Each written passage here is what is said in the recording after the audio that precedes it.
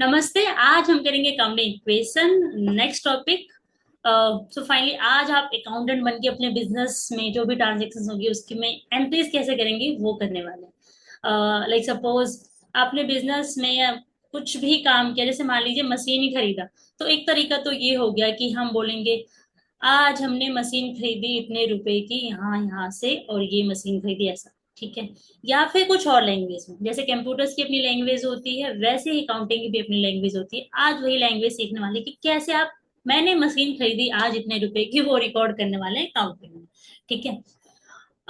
बिल्कुल बेसिक से स्टार्ट करते हैं कि जब भी आप बिल्कुल इनिशियली अकाउंटिंग स्टार्ट करते हो, बिजनेस स्टार्ट करते हो, तो कैसे जाते हो आज। बिल्कुल ध्यान से समझिएगा, क्योंकि ये फाउंडेशन तैयार करेगा अगला जो भी हम करेंगे। अगला क्या, पूरी अकाउंटिंग इसी पे बेस है, क्योंकि सबसे पहले जो अकाउंटिंग में क्या करोगे, आपने लेन देन किया उसको रिकॉर्ड ना, तो आज वही हम करने वाले हैं। ठीक है। तो स्टार्ट करते हैं। आपने बिजनेस ओपन किया, सबसे पहले आप क्या करोगे, आप बिजनेस में पैसे लगाओगे। राइट। और आपको ये बात अच्छे से पता है कि बिजनेस में डुअल एस्पेक्ट है, मतलब कुछ जाएगा तो कुछ आएगा। करेक्ट। And vice versa. आपने बिजनेस में पैसा लगाया, आपको अपना बिजनेस स्टार्ट करना था, आपके पास सिर्फ मान लीजिए 100 रुपीज थे। ठीक है। आपने 100 रुपीज खुद से लगा दिया, 50 रुपीज आपने कहीं और से बैंक से ले लिया, अपने रिश्तेदारों से ले लिया, कहीं से भी, और कहीं से लोन लेके आपने लगा दिया। ठीक है। तो आपने अपना 100 अपना लगाया, 50 कहीं और से लगा दिया, बैंक वगैरह से लेके लगा दिया। ठीक। और एक आपने कॉन्सेप्ट और पढ़ा था कि बिजनेस एंटिटी कॉन्सेप्ट। ये कॉन्सेप्ट ये बताता है कि बिजनेस अलग, ऑनर अलग। अब आपने ये जो 150 रुपीज बिजनेस को दिए हैं, ये बिजनेस क्या बोलेगा, लाओ पैसे लाओ। ये मेरे लिए क्या हो गया, अभी मैं एज अ बिजनेस बोल रही हूँ आपसे, ये मेरे लिए हो गया 150 का लाइबिलिटी। लेकिन इस लाइबिलिटी के लिए मुझे मिला क्या, कैश भी तो मिला। आपने किसी को 150 रुपीज दिए तो उस पर्सन के पास क्या गया, कैश गया, साथ में उसके पास जिम्मेदारी भी गई कि वो आपको वापस करे। प्लीज ध्यान रखिएगा, आप और बिजनेस अलग है, और ये बिजनेस एंटिटी कॉन्सेप्ट बोलता है, जो आपके एग्जाम में क्वेश्चन आ सकता है कि ऐसा कौन सा कॉन्सेप्ट है जो बोलता है बिजनेस अलग है एंड ऑनर अलग है। ठीक है, तो वो बिजनेस एंटिटी कॉन्सेप्ट है। ओके। सो उसी के कंटिन्यूअंस में आपने 150 रुपीज दे दिया, बिजनेस के पास आ गया कैश, और साथ में बिजनेस के पास क्या आ गई, जिम्मेदारी। ठीक है। अब बिजनेस के पास कैश इक्वल टू 150, साथ में लाइबिलिटी कितनी है, 150 की। तो liability equal to cash. Correct. वही चीज, इसी को हम बोलते हैं अकाउंटिंग इक्वेशन, जो हमेशा ट्रू रहेगी, क्योंकि डुअल एस्पेक्ट है। ठीक है। इसको थोड़ा फर्दर और बाइफरकेट करते हैं, जो एग्जैक्ट इक्वेशन है। अब जो लाइबिलिटी है, अच्छा, ऑनर हो आप, राइट, थोड़ा तो भाव मिलना चाहिए आपको। करेक्ट। आपकी चीजों को थोड़ा सा अलग दिखाना चाहिए, राइट। सबके साथ मिक्स नहीं करना चाहिए। तो बिजनेस वही करता है, वो आपको भाव देता है, वो कहता है कि देखिए आपने जो पैसा लगाया ना उसको हम कैपिटल बोलेंगे, है तो वो भी लाइबिलिटी, बट हम उसको एक कैपिटल नाम देते हैं। और जो बाकियों ने लगाया है उसको हम बोलेंगे लाइबिलिटी। तो जो आपकी टोटल लाइबिलिटी है इक्वल टू टोटल एसेट जो थी 150 इक्वल टू 150, टोटल लायबिलिटी को आप बोलोगे कैपिटल प्लस लायबिलिटी। ठीक है। तो आपकी इक्वेशन क्या बनेगी, capital plus liability equal to cash, जो आपका टोटल एसेट था। राइट। तो ये आपकी इक्वेशन बन गई। ओके। जैसे मैंने बोला कि ये इक्वेशन हमेशा ट्रू रहेगी, कुछ एग्जांपल्स लेते हैं। ठीक है, फिर हम आगे इस पीडीएफ में चलेंगे। जो यही पहला एग्जांपल था कि 150 आपके पास कैश आ गया। ठीक है, 150 का कैश, 150 की liability, both are equal side. अब आपने क्या किया, आपने एक मशीन खरीद ली। ठीक है। मशीन आई सपोज 10 रुपीज की, आई नो बहुत छोटी वैल्यू है, एग्जाम्पल ही है। ठीक है। 10 रुपीज की मशीन आई, तो आप दुकान पे गए, आप जैसे नॉर्मली भी दुकान पे जाते हो तो कुछ देते हो और कुछ ले लेते हो। आपने क्या दिया होगा, पैसा दिया, कैश दे दिया, या ठीक है, और मशीन आप ले आए। तो 10 रुपए गए और 10 रुपए की मशीन आ गई। तो आपकी देखो, total liability equal to total cash था, यानी टोटल एसेट था 150 150।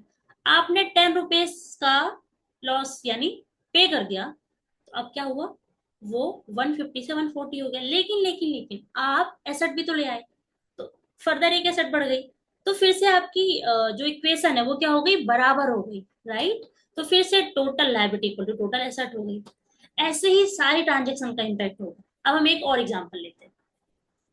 एक एग्जांपल क्या हमने लिया कि हमने फॉर एग्जांपल मालिक ने बिजनेस से 20 रुपीज निकाल लिए, ठीक है। बेचारा बिजनेस अब तक क्या मान के बैठा था कि मालिक ने मेरे को 100 रुपीज दिए हैं, 100 रुपीज मेरे पास कैश आ गए, 100 रुपीज मेरी जिम्मेदारी है, मुझे मालिक को देना है। मालिक ने 20 रुपीज निकाल लिए। जैसे 20 रुपीज निकाले, बिजनेस का कैश क्या हो गया, कम। और बिजनेस बोलेगा, ओहो 20 रुपीज निकाल लिए ना, तो मैं क्यों 100 की अपनी लाइबिलिटी दिखाऊं, मैं भी 80 का दिखाऊंगा। तो आपका जो इक्वेशन है, total asset equal to total liability, जो की थी 150 इक्वल टू 150, 20 रुपीज गए, कैश से खत्म हो गए, ठीक। और 20 रुपीज की जिम्मेदारी भी गई, कैपिटल 100 से 80 हो जाएगा, ठीक। तो ये हो गया आपका अकाउंटिंग इक्वेशन, इसी के बेस पे पूरी अकाउंटिंग एंट्री चलेगी। अब जो हमने बोला ना कि ये आया ये गया, उसी को अकाउंटिंग लैंग्वेज में बोलेंगे, वो डेबिट हुआ ये क्रेडिट हुआ एंड वाइस वर्सा करके, वो सब हम आगे देखेंगे। But this is a very basic and very much important, ठीक है। आगे बढ़ते हैं। तो आज हम कर रहे हैं अकाउंटिंग इक्वेशन। जो हमने देखा कि एक फॉर्मूला इक्वेशन समीकरण होता है, जिसमें आप देखते हैं कि आपकी total asset equal to total liability होती है। अच्छा, एक चीज जो मेन ये डुअल एस्पेक्ट पे बेस्ड होती है, तभी आपकी इक्वेशन हमेशा ट्रू होगी। एंड आपकी जो टोटल इन्वेस्टमेंट, टोटल फंड बोल लीजिए, जिसको जो आपने ओनर से लिया होगा आउटसाइडर से, वो टोटल एसेट बनेगी। ये वही सब है जो हमने अभी देखा है, पढ़ा है, समझा है, ठीक है। बस वही पीडीएफ में दिखा रही हूँ आपको। तो ओनर्स के कैपिटल को हम क्या, सॉरी, ओनर्स के फंड को हम क्या बोल देते हैं, कैपिटल। एंड आउटसाइडर्स के फंड को हम बोल देते हैं लायबिलिटी, ठीक है।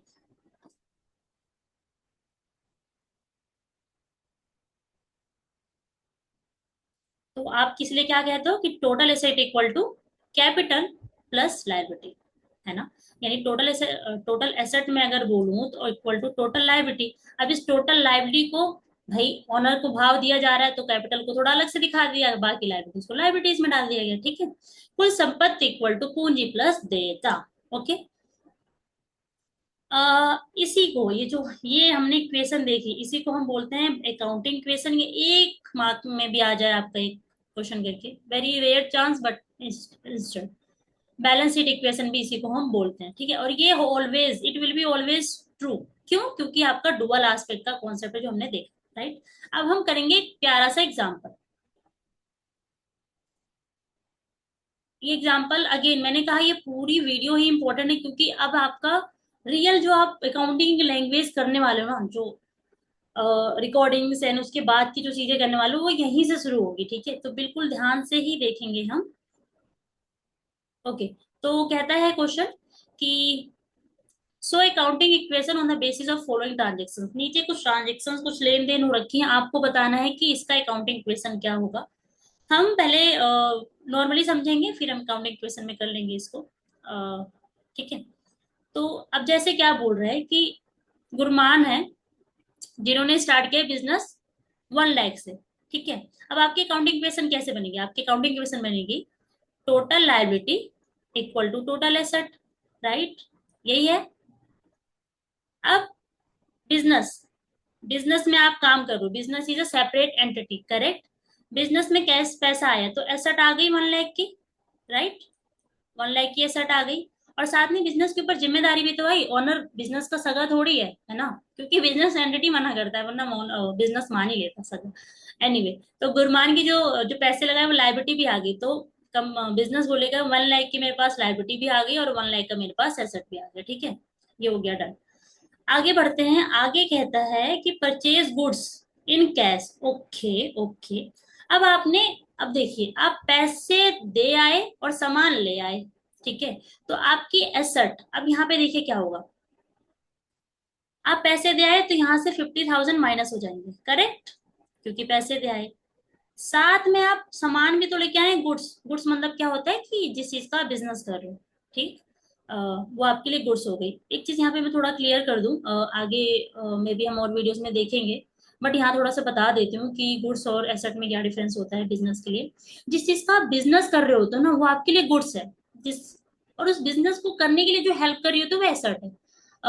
फॉर एग्जाम्पल, आप कपड़े सिल के उसको सेल आउट कर रहे हो, कपड़े की सिलाई करो और सेल आउट कर रहे हो, ठीक है। तो कपड़े जो हो गए वो आपके लिए सब गुड्स है। जैसे आप पहले फैब्रिक लाते होगे, फिर उसको स्टिच करते होगे, वो सब आपके लिए गुड्स है। हाँ, ये हो गया कि रॉ मटेरियल हो गया, WIP, मतलब अभी आधा स्टिच है आधा रॉ मटेरियल है, फिर एक फिनिश गुड्स हो गया, वो उसकी कैटेगरी होंगे, but ultimately those are goods. अब उस कपड़े को सिलने के लिए आप मशीन ले आए, सिलाई मशीन वो आपके लिए एसेट है, ठीक है। बट अगर एक दूसरा पर्सन है, मान लीजिए मैं हूं, मैं सिलाई मशीन ही बना के बेच रही हूँ, ठीक है, तो सिलाई मशीन मेरे लिए एसेट नहीं, वो मेरे लिए गुड्स है। मतलब ये देखा जाएगा मैं बिजनेस कैसे कर रहा हूँ। आपने एक केस में तो देखा कि बिजनेस किया जा रहा है सिले हुए कपड़ों का, तो सिले हुए कपड़े गुड्स हो गए उस बिजनेस के लिए। एक दूसरा बिजनेस यानी मैं क्या कर रही हूँ कि जो सिलाई मशीन है वो बेच रही हूँ, वो खरीद रही हूँ, बेच रही हूँ, उसमें मतलब लेन देन कर रही हूँ, उससे पैसे अर्न कर रही हूँ, उसका बिजनेस कर रही हूँ, तो वो सिलाई मशीन मेरे लिए असर्ट हो जाएगी, ठीक है। तो आपको पर्सपेक्टिव वाइज देखना है कि आप किस चीज का बिजनेस कर रहे हो, करेक्ट।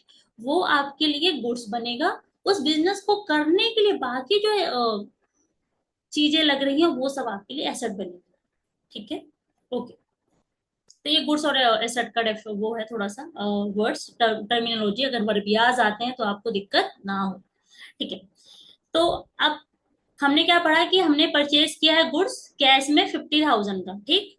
50,000 का खरीदा यानी पैसे दे दिए 50,000, और गुड्स, गुड्स आपके लिए गुड्स भी आपके लिए क्या सामान हो गया, आपकी तरह से एसेट का ही पार्ट हो गई, है ना। टोटल एसेट का ही तो पार्ट बनेंगे गुड्स। तो क्योंकि आपके पास उतने का फैब्रिक पड़ा है, उतने का स्टिच अनस्टिच कपड़े पड़ा है, या मेरे पास उतने की मशीन पड़ी है, तो मेरे लिए ओवरऑल टोटल एसेट का ही पार्ट बनेगी, ठीक है। वो अलग बात है कि गुड्स को हम अलग वे में ट्रीट करेंगे, बट है तो टोटल एसेट का ही पार्ट। तो यहाँ पे आप प्लस कर दोगे, आपके लिए एसेट भी आ गई, ठीक है। तो फिर से आपका क्या हुआ, फिर से आपका 1 लाख इक्वल टू 1 लाख ही बन गया। Again your equation hold true, but total asset equal to total liability, ठीक है। नेक्स्ट चलते हैं।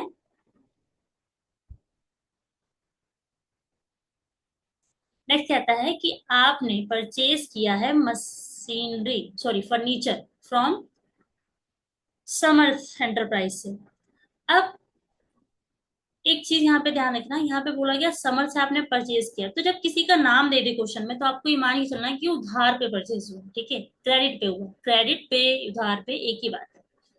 ऊपर जैसे दिया था आपने गुड्स खरीदा है कैश में, तो आपने उसको कैश मान लिया। अगर बोला होता कि परचेज गुड्स फ्रॉम श्याम, तो इसका मतलब आपने उधार में खरीदा है, किससे, श्याम से, ठीक है। तो कहीं भी नाम आ जाए मतलब आपने उधार में खरीदा है, और अगर कैश है तो आपको पता ही है कैश में खरीदा है, ठीक। तो यहाँ पे क्या बोलना चाह रहे हैं कि आपने फर्नीचर खरीदा है मिस्टर समर मिस्टर समर्थ से कितने का, 20,000 का, ठीक है। अब हमारा again total liability equal to total asset equation है, राइट। आपने फर्नीचर खरीदा, फर्नीचर लेके आ गए, तो आपके पास फर्नीचर 20,000 का आ जाएगा, मतलब एसेट आ जाएगी 20,000 की, करेक्ट। अब आपने पैसा तो दिया नहीं, तो कैश तो आपका गया नहीं, लेकिन आप उधार लेके आए हो, तो जिम्मेदारी तो बढ़ी ना। इन महाशय को आपको बाद में तो चुकाना पड़ेगा, तो आपकी जिम्मेदारी बढ़ गई, तो लायबिलिटी बढ़ गई आपकी 20,000 की। Again both hold true.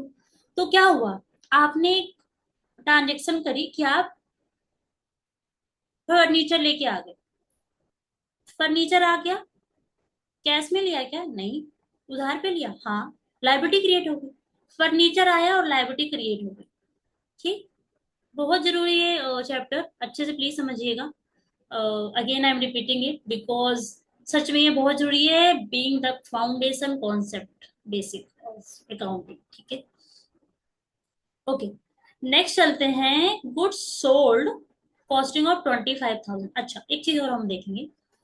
आप जो इतना सारा ताम झाम कर रहे हो बिजनेस के लिए, वो किस लिए कर रहे हो, कि कल को बिजनेस काम करके पैसा कमा के आपको देगा, अल्टीमेटली पॉइंट वही है, राइट।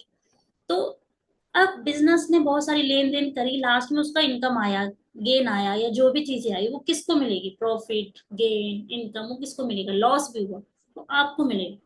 तो जो बिजनेस आपकी लायबिलिटी लेके बैठा हुआ ना, कि आपने 100 रुपीज बिजनेस को, जो मैंने एग्जांपल लिया था, दिए हैं, सपोज बिजनेस ने पूरे साल में ट्रांजेक्शन करके लेन देन करके 20 रुपए का मुनाफा कमाया, 20 रुपीज का, तो वो 20 रुपीज आपकी कैपिटल में पार्क कर देगा, कि अब मुझे मालिक को 100 की बजाय 100 एंड 120 देना, ठीक है।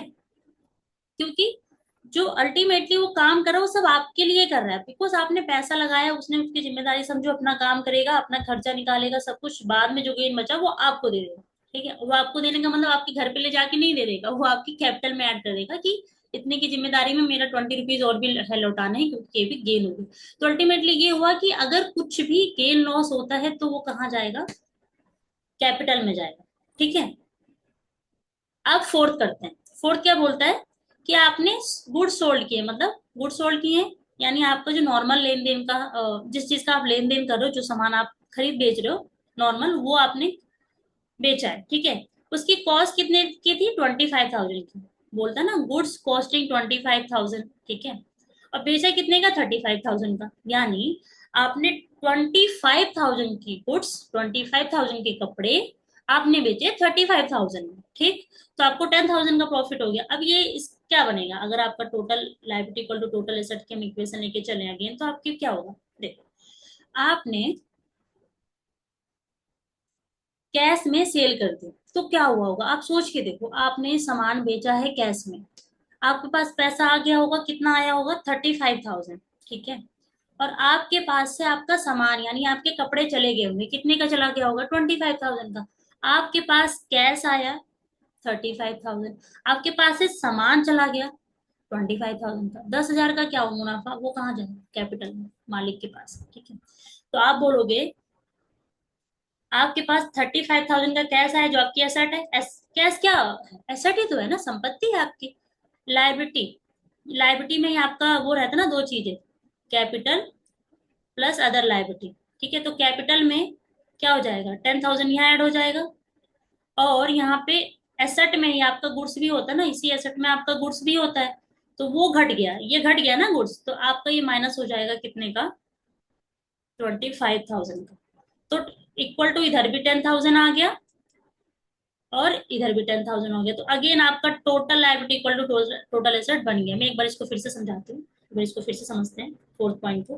Total asset equal to total liability का है, ठीक है। मतलब किधर भी कर दो एक ही बात है। अब यहाँ पे आपके क्या आएंगे एसेट में? आपका कैश होगा, आपका गुड्स होगा, ठीक है। आपका एसेट होगा फर्दर जो जैसे फर्नीचर वगैरह हो गए, राइट। लाइबिलिटी में आपका कैपिटल होगा, यही सब तो है। आपने कोई बाहर से पैसा लिया है, कोई देनदार है आपका, वो सब हो गया, यही सब हुआ, राइट। अब देखो जो ट्रांजेक्शन हुई है, आपने बेचा है सामान 35,000 का, तो कैश आ गया, ये कैश आपका आया, राइट। तो कैश आपका बढ़ गया कितने से? 35,000 से। और आपका 25,000 घट गया गुड्स, 25,000 से गुड्स घट गया क्योंकि सामान चले गए ना, तभी तो बेचा आपने, ठीक। अभी जो बीच का प्रॉफिट हुआ है वो कौन ले जाएगा? कैपिटल, मालिक का है, तो वहां पे ऐड कर दिया, तो दोनों बराबर हो गए, ठीक। अब आगे चलते हैं। आगे है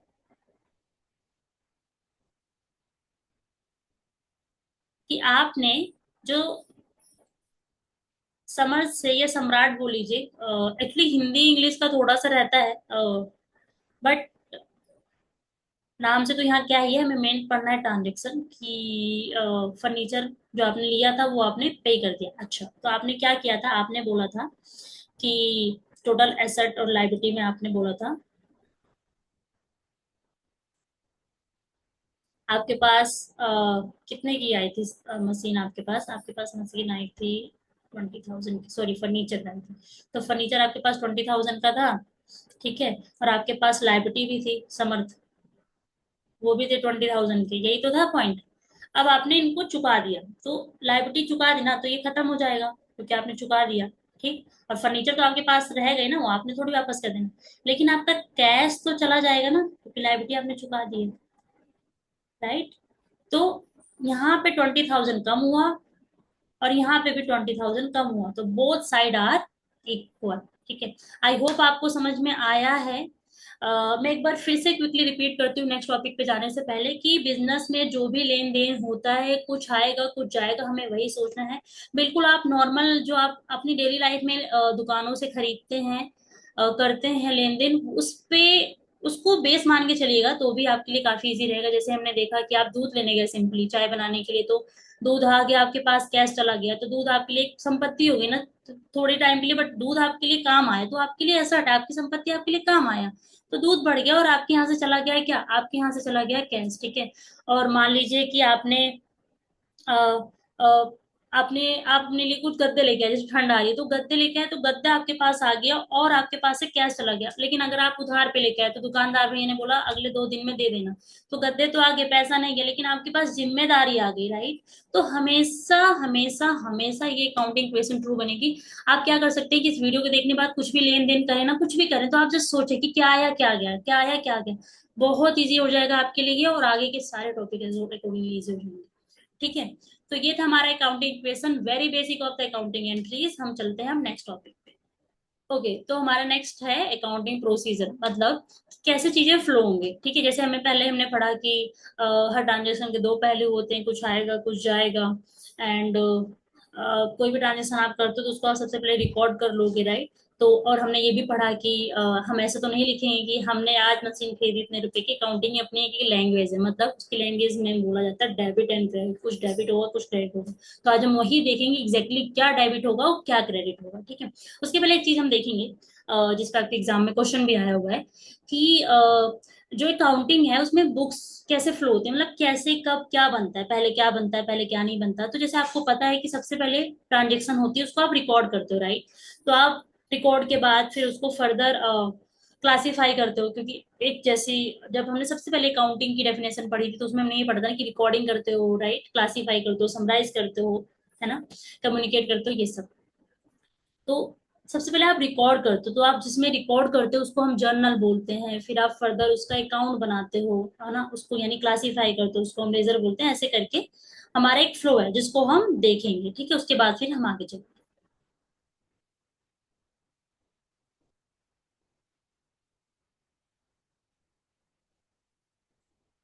ओके, तो लाइक हम अगर अपनी अकाउंटिंग फ्लो को देखें तो सबसे पहले हमारा जर्नल बनता है। जर्नल क्या हो गया कि अ, आपने ट्रांजेक्शन करी, आप सबसे पहले जहां रिकॉर्ड करोगे ना अकाउंटिंग में, उस बुक को, उस कॉपी को, उस नोट्स को बोलेंगे जर्नल। जैसे आप जियोग्राफी के नोट्स बनाते हो, इकोनॉमिक के बनाते हो, ऐसे ही जहाँ पे फर्स्ट रिकॉर्डिंग रिकॉर्डिंग होगी अकाउंटिंग बोलेगा जर्नल में रिकॉर्डिंग होगी। ठीक है।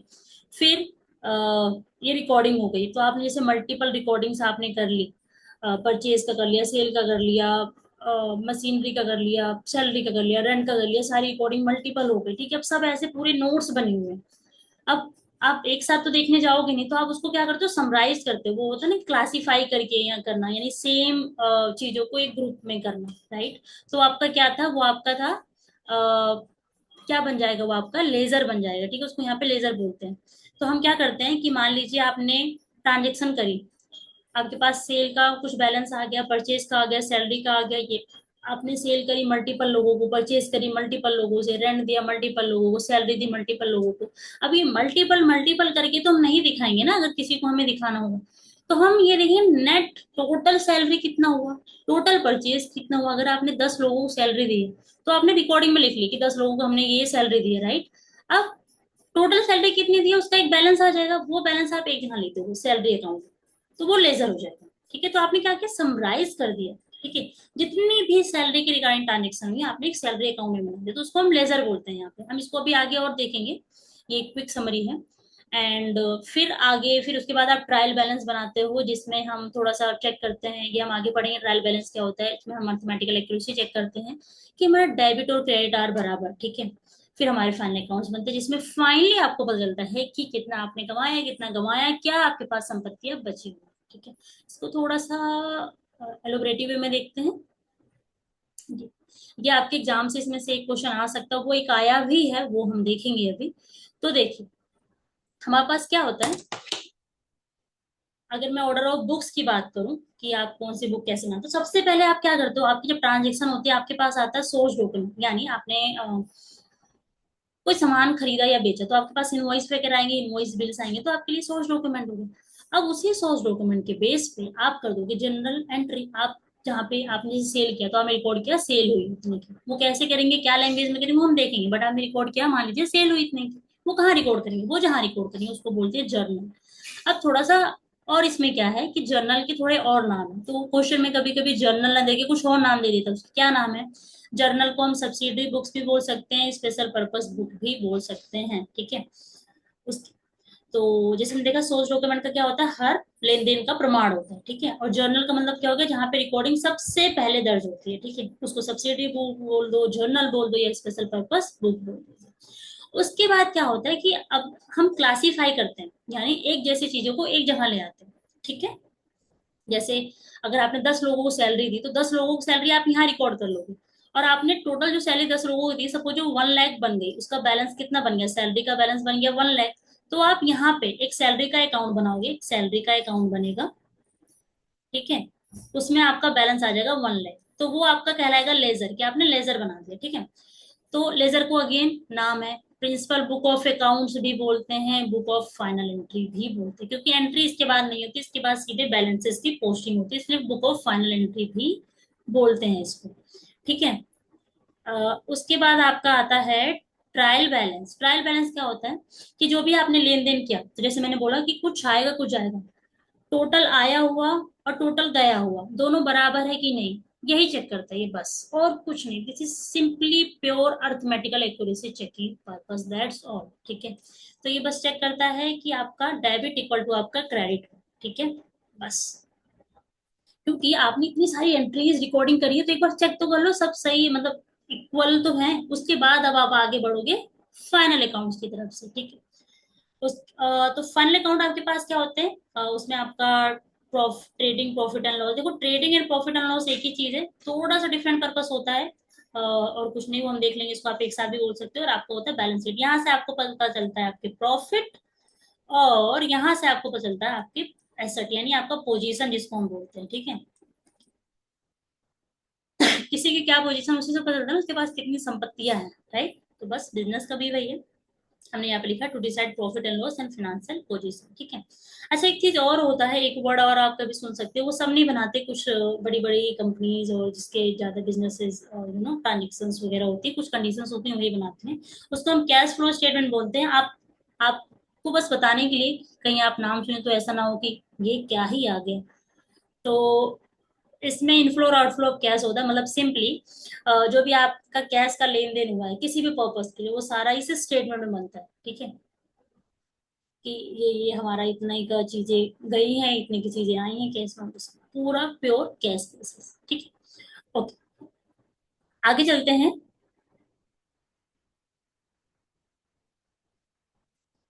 अच्छा, अब एग्जाम में क्या होता है कि आपके साथ थोड़ा सा, मतलब एग्जाम में कुछ जैसे हमने नाम पढ़ा कि जर्नल को सिर्फ जर्नल ना बोल के सब सब्सिडी वगैरह भी बोलते हैं। तो देखो थोड़ा सा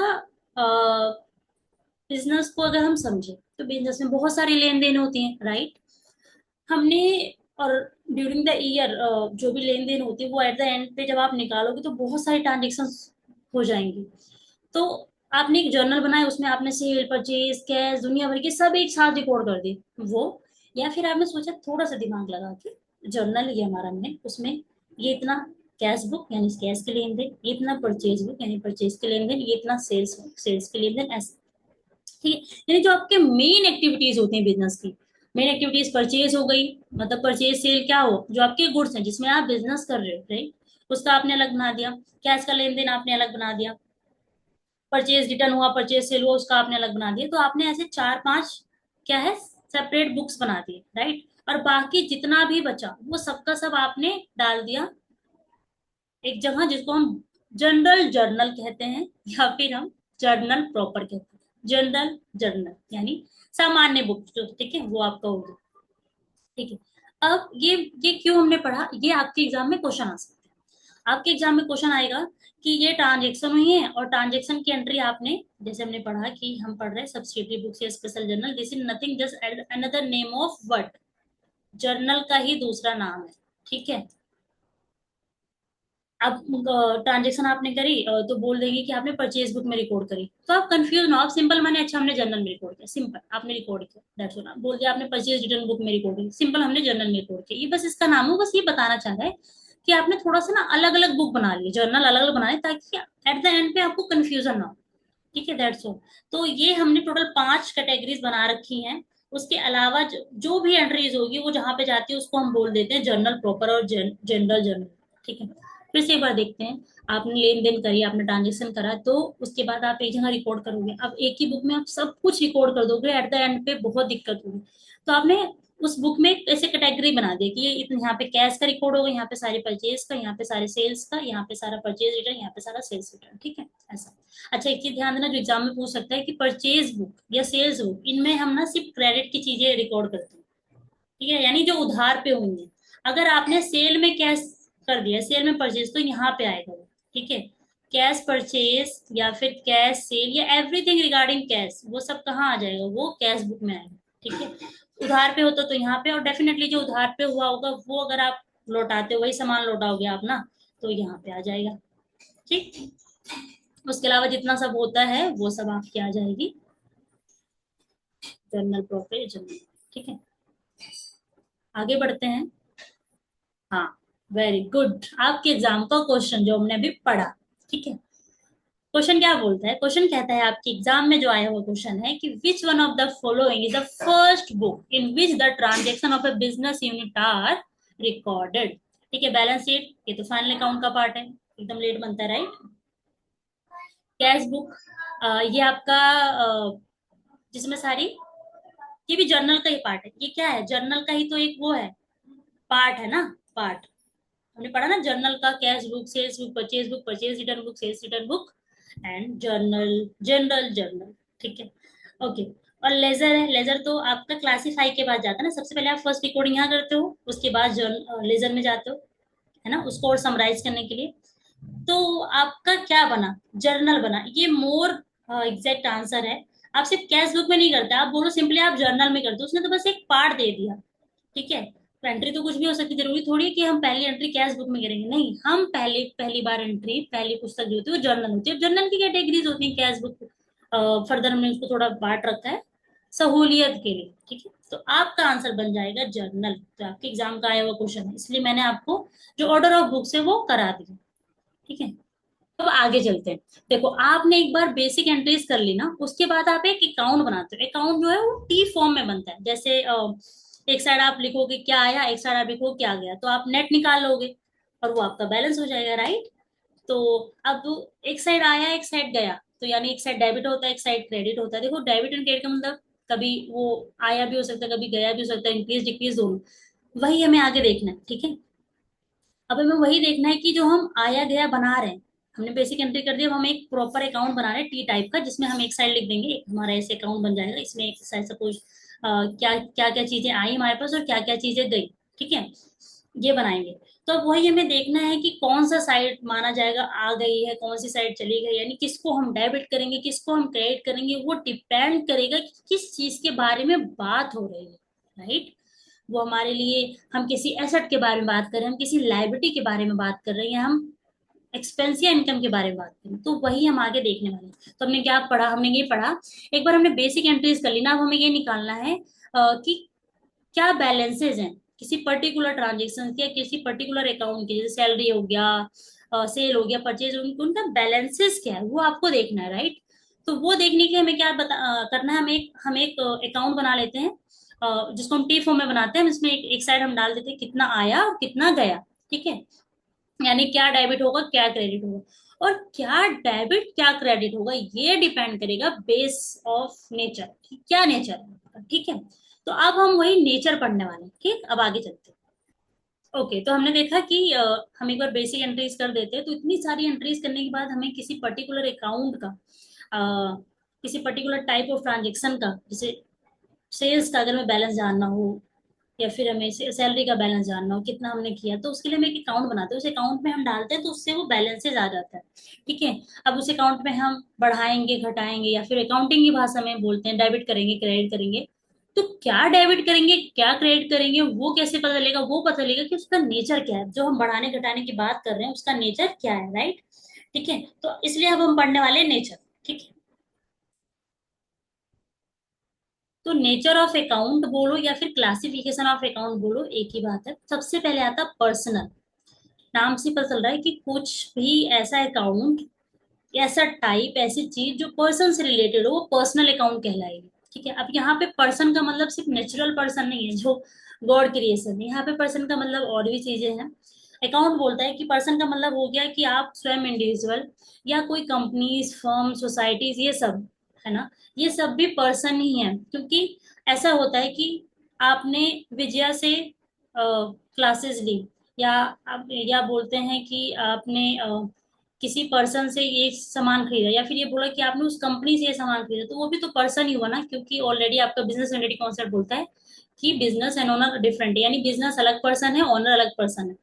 तो पर्सनल अकाउंट का मतलब सिर्फ नेचुरल पर्सन नहीं होता, पर्सनल अकाउंट का मतलब होता है कोई भी पर्सन, नेचुरल जो इंडिविजुअल है, साथ में कोई कंपनीज, फॉर्म्स वगैरह सब कुछ, ठीक है। इस पर्सनल अकाउंट का एक क्रक्स अगर हम देखें जिससे आपको ज्यादा अच्छे समझ में आएगा, तो वो यही है कि अगर आपका कोई भी बैलेंस ड्यू है, लेना या देना कुछ भी, किसी पर्सन से या किसी ऑर्गेनाइजेशन से, तो आपका पर्सनल अकाउंट आएगा। सिंपल सॉर्ट, आप इतना ध्यान रखिए, किसी पर्सन, किसी ऑर्गेनाइजेशन से, ठीक है, आपका कोई लेना देना है, तो वो पर्सनल अकाउंट है। सिंपल। अब हम एग्जांपल करेंगे, एग्जांपल बहुत प्यारे हैं, और एग्जांपल आपको अच्छे से करने, क्योंकि डायरेक्ट क्वेश्चन आते हैं, क्वेश्चन सीधे एग्जांपल दे देंगे और बोलेंगे बताओ इसमें से कौन सा पर्सनल अकाउंट है, कौन सा अदर देन पर्सनल अकाउंट है, ठीक है। तो हम क्वेश्चन सीधे एग्जांपल करते हैं अब। जैसे राम अकाउंट, ठीक है। तो राम अकाउंट क्या है? ये नेचुरल है, that is creation of God, ये पर्सन हो गया, पर्सनल अकाउंट में याद, ठीक है। अगला क्या होगा, जैसे कस्टमर अकाउंट, ओ कस्टमर अकाउंट है। तो कस्टमर क्या है? अब कस्टमर यानी जिसको आपने सामान बेचा, आप किसको सामान बेचोगे? किसी इंसान को बेच दोगे, किसी कंपनी को, किसी ऑर्गेनाइजेशन को, यही तो करोगे, किसी इंसान, किसी ऑर्गेनाइजेशन को, इन्हीं को तो बेचोगे, तो आपके डेटर हो, आपके कस्टमर हो गए, तो आपका पर्सनल अकाउंट होगा। या आपने किसी सामान खरीदा, सामान आपने किससे खरीदा, किसी पर्सन से, किसी ऑर्गेनाइजेशन, कंपनी से, तो आपका पर्सनल अकाउंट होगा। कैपिटल अकाउंट, कैपिटल अकाउंट और ड्रॉइंग अकाउंट।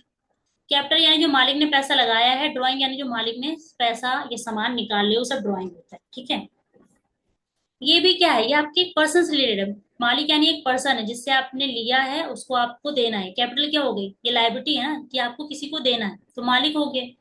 तो ये भी पर्सन में ही कवर हो जाएंगे, ठीक। अब अगर मैं इसको थोड़ा सा बाइफरकेट करूं, तो आप जैसे देख पाओगे कि जो राम अकाउंट है वो नेचुरली क्रिएशन ऑफ गॉड है, ठीक है। और जैसे मान लीजिए विजय एंड कंपनी, ये आर्टिफिशियल पर्सन यानी कॉर्पोरेट बॉडीज एंड इंस्टीट्यूशन, ये भी क्या है, पर्सन ही है, ये भी पर्सनल अकाउंट ही फॉर्म होगा, ठीक।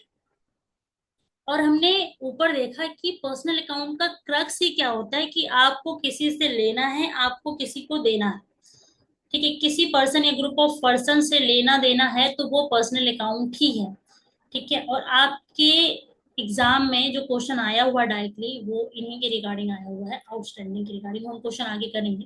तो जैसे कोई आउटस्टैंडिंग रेंट है, आउटस्टैंडिंग रेंट का मतलब क्या हो गया कि आप का रेंट बकाया है, यानी आपको देना है अभी, ठीक है। आपने रह तो लिया घर में, लेकिन आपने अभी दिया नहीं, तभी तो आउटस्टैंडिंग है। तो रेंट आप किसी को दोगे ना, किसी पर्सन, किसी घर में रहोगे, चाहे वो कोई इंसान में, कोई ऑर्गेनाइजेशन में, किसी कंपनी ने आपको घर दिया, तो आप किसी को तो रेंट दोगे ना। तो आउटस्टैंडिंग रेंट क्या है, रिप्रेजेंटेटिव है, ठीक है, जो रिप्रेजेंट करती है सर्टेन पर्सन को या किसी ग्रुप ऑफ पर्सन को, ठीक है, कि आपने कंपनी वगैरह को देना है, किसी पर्सन को देना है। ये रिप्रेजेंटेटिव वर्ड थोड़ा इंपॉर्टेंट है, क्योंकि एग्जाम में कभी कभी क्या करता है, ये पूछने की बजाय कि आउटस्टैंडिंग रेंट पर्सनल अकाउंट है, ये नहीं पूछता, ये पूछ लेता है कि outstanding account representative personal account है, ठीक है। तो आपको ये बोलना रिप्रेजेंटेटिव पर्सनल अकाउंट, ठीक है। यानी आउटस्टैंडिंग रेंट अपने आप में नाम से पता लग रहा है कोई पर्सन है, नहीं पता चल रहा है ना। लेकिन हम सोचे कि आउटस्टैंडिंग रेंट है नहीं, हमें किसी को रेंट देना है, राइट। तो वो पर्सन होगा, ग्रुप ऑफ पर्सन होगा, कोई ऑर्गेनाइजेशन होगी, मतलब कहाँ पे, मंदिर में रख के थोड़ी रेंट आ जाओगे, किसी को तो दोगे, राइट। या कहीं सड़क पे रख के तो रेंट नहीं आ जाओगे, किसी को दोगे, करेक्ट। तो आउटस्टैंडिंग रेंट रिप्रेजेंट कर रहा है कि आपका बकाया है किसी पर्सन को, ग्रुप ऑफ पर्सन को, तो इसलिए रिप्रेजेंटेटिव पर्सनल अकाउंट होगा, ठीक है। ओके। इसी का एग्जांपल जैसे प्रीपेड रेंट हो गया, या आप यानी आपने किस मतलब एक एक था कि आपको रेंट देना था, बकाया था, एक हो गया आपने पहले दे दिया, तो आपने किसी को तो दिया होगा ना, आगे सड़क पे तो रख के नहीं आए होगे, किसी पर्सन को या ग्रुप ऑफ पर्सन को दिया होगा। तो जहां भी पर्सन आ गया ना, दैट इज पर्सनल अकाउंट, ठीक है। I hope I am able to make you understand, because this is again important one, क्योंकि डायरेक्ट क्वेश्चन इस पे आ जाते हैं। एक्रूड कमीशन हो गया, यानी आपने कमीशन अर्न कर लिया, अभी आपको मिलना बाकी है। आपको किसी से मिलना बाकी होगा ना, सड़क से उठा के तो कमीशन नहीं ना हो, कोई पर्सन देगा, कोई कंपनी देगी, कोई ऑर्गेनाइजेशन देगी, राइट? तो पर्सनल अकाउंट हो गया। अनअर्न इंटरेस्ट का मतलब हो गया कि अभी आपको मिल गया है, बट आपने अभी अर्न नहीं किया, अभी आपकी बनती नहीं है आपका अर्न करना, अभी आपका हक नहीं बना, बट आपको पैसा आ गया। जैसे आपने किसी को प्रीपे कर दिया, वैसे ही आपको किसी ने प्रीपे कर दिया, तो आपने किसी को किया तो प्रीपे हो गया, आपको आ गया तो अनअर्न, अनअर्नड बोल देंगे, तो वो आपकी इनकम है, तो राइट। तो दैट्स ऑल। अच्छा, आगे चलते हैं। इसमें हम थोड़ा सा इसके कुछ फर्दर एग्जांपल्स देखेंगे आगे। पहले हम ये दूसरा देख लें, टाइप ऑफ नेचर, उसके बाद। अच्छा, पर्सनल अकाउंट जो है ना, उसका एक रूल होता है। ये रूल आप एक बार पढ़ लो, मैं आगे समझाऊंगी एक दूसरे शॉर्ट फॉर्म में, जिससे आपको जल्दी याद हो जाएगा, बट ये मैंने इसलिए लिख दिया है ताकि इन केस अगर ऐसा डायरेक्ट क्वेश्चन आ जाए तो आपको पता हो कि पर्सनल अकाउंट का जो रूल होता है वो होता है debit the receiver, credit the giver. यानी देखो देखो, यहाँ पे आपको मंत्र मिल गया। हम अब तक यही तो बात कर रहे थे कि हम सब क्यों पढ़ रहे हैं, हम इसलिए पढ़ रहे हैं हम ये बता पाए कि क्या डेबिट होगा, क्या क्रेडिट होगा, राइट? और वो कैसे पता चलेगा? नेचर। अगर कोई पर्सनल अकाउंट है तो डेबिट इज द रिसीवर, यानी जो रिसीवर है वो डेबिट होगा, और जो गिवर है वो क्रेडिट होगा, राइट?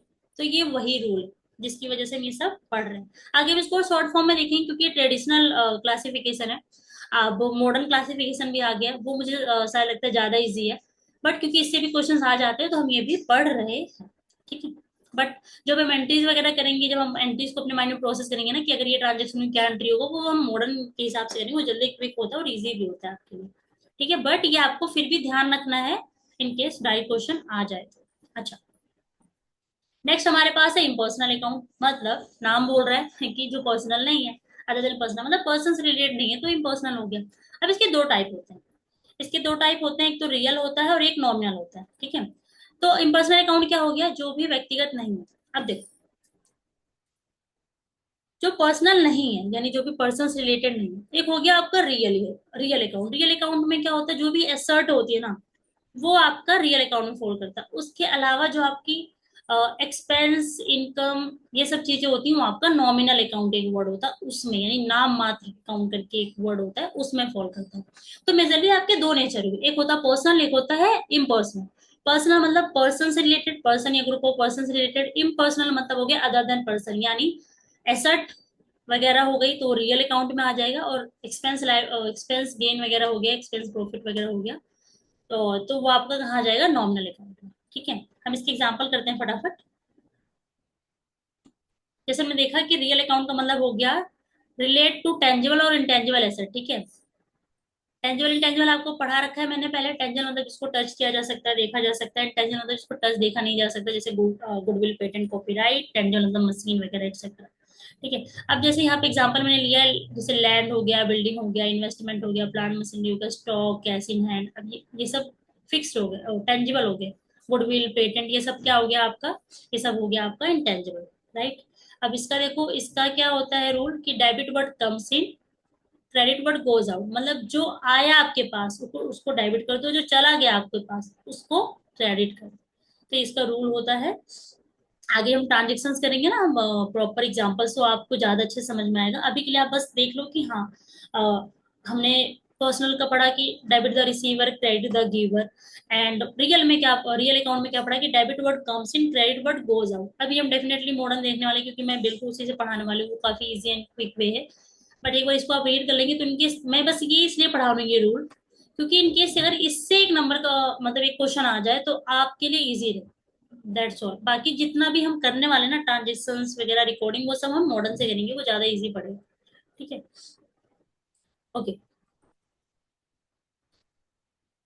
तो हमारे पास नेक्स्ट हो गया जो मैंने बताया था, नॉमिनल अकाउंट, जिसमें आपका रिवेन्यू और एक्सपेंसेस वगैरह आ जाते हैं, जो आप यानी जो डिलीट करते हैं, expense, loss, gain, revenue etcetera, ठीक है।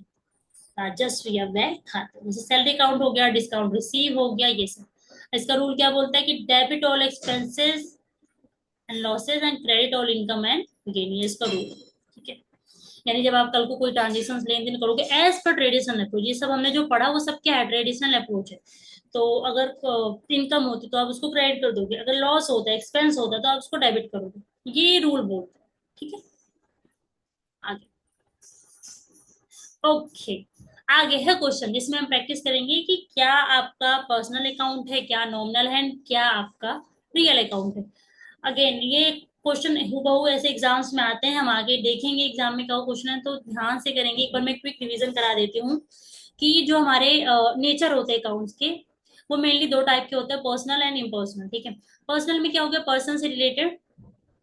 ठीक है, इम्पर्सनल मतलब पर्सन से रिलेटेड नहीं, उसमें क्या आ जाएगा, आपकी एसेट वगैरह सब आ जाएंगे, तो वो आपका क्या बन जाएगा, वो आपका बन जाएगा रियल अकाउंट।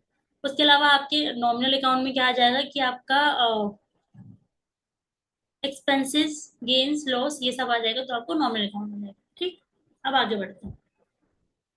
एग्जाम्पल क्या कहता है, एग्जाम्पल कहता है कैश। कैश आपके लिए क्या है, एसेट है, राइट। कैश आपके लिए एसेट है ना, आपकी संपत्ति है, करेक्ट। क्या ये किसी पर्सन से रिलेट कर रही है, नहीं। कैश आपके पास पड़ा हुआ है, क्या आपको किसी को कैश दे रहा है, दैट इज डिफरेंट थिंग, वो लायबिलिटी होगी अगर आपको देना होगा। आपके पास आपका कैश पड़ा हुआ है, तो आपकी एसेट हो गई। अब एसेट है तो वो क्या बनेगा, रियल अकाउंट बनेगा, करेक्ट। तो आपका आंसर क्या हो जाएगा, real account. Bank, again bank is what, asset. Bank में, बैंक का मतलब क्या होगा कि आपके बैंक में आपके पैसे हैं, ठीक है, आपकी चीजें आपने वहां पे डिपॉजिट कर रखा है, आपके पास वहां बैलेंस है, तो अगेन एसेट है, तो आपके लिए रियल अकाउंट बन गया। अगला है ड्राइंग। ये ड्राइंग वो चित्र नहीं है, ये हिंदी का थोड़ा सा है, आई एम नॉट श्योर कि यूपीएससी पीएफओ यानी आयोग कैसे हिंदी कन्वर्ट करने वाला, वो बिल्कुल डिट्टो अकाउंटिंग की लैंग्वेज देने हैं या फिर गूगल ट्रांसलेट कर देंगे, या how they are going to do it. So I have tried to make mix notes, like somewhere it's like just Google Translate pure, somewhere it's like accounting part, so that in case कुछ भी इधर उधर exam में हो तो आप cover कर पाए। सो कोशिश वही रही है, इसलिए हिंदी इंग्लिश दोनों इंक्लूड किया है कि हिंदी अगर थोड़ा बहुत है तो इंग्लिश समझ जाए एंड वाइस वर्सा। ठीक है, तो ड्राइंग्स का देखते हैं। ड्राइंग्स में क्या हो गया कि क्या हो गया कि आप जो मालिक हैं उन्होंने कोई चीज बिजनेस से ली है, तो ड्राइंग्स हो गया। ठीक है, तो ड्राइंग किससे रिलेट करता है, मालिक यानी पर्सन से। तो हमने आगे पढ़ा था कि ड्राइंग से कैपिटल क्या होते हैं, पर्सनल अकाउंट होते हैं। ठीक है, ड्राइंग से कैपिटल क्या होते हैं, पर्सनल अकाउंट होते हैं।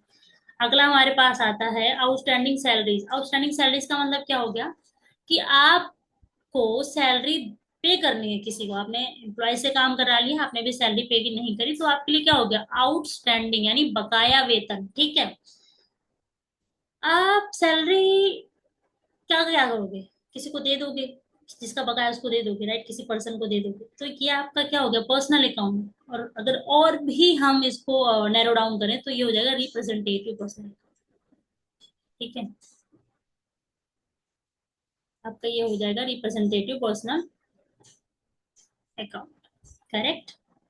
आगे बढ़े, आगे है डिस्काउंट रिसीव।